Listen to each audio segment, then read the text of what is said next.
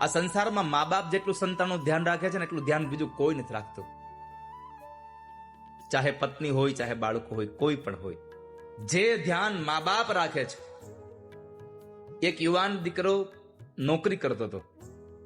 રોજ two wheel લઈને જાય નોકરી, ઓફિસે ટિફિન લઈને જાય અને પાછો આવે. રોજ ટિફિન લઈને જઈને પાછો આવે.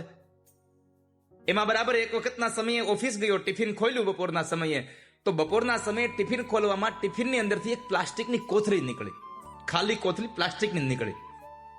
એટલે યુવાન વિચારવા માંડ્યો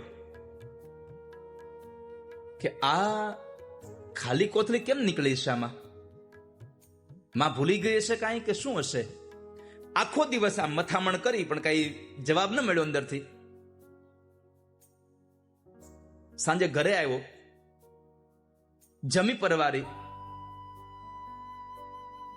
અને મા બાપ સાથે બેઠો તો ત્યારે માને પૂછ્યું કે માં, રોજ તમે ટિફિન ભરો છો, કોઈ દિન આજે મારા ટિફિનમાં ખાલી કોથળી નીકળી છે, કેમ આજ મારી થેલીમાં તમે આ ખાલી થેલી નાખી પ્લાસ્ટિકની?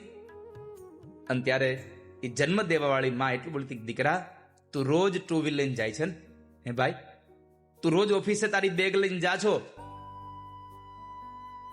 અને તારી પાસે ટુ વ્હીલ છે, ફોર વ્હીલ નથી. અને અત્યારે ચોમાસાના મહિનાઓ ચાલુ થઈ ગયા છે.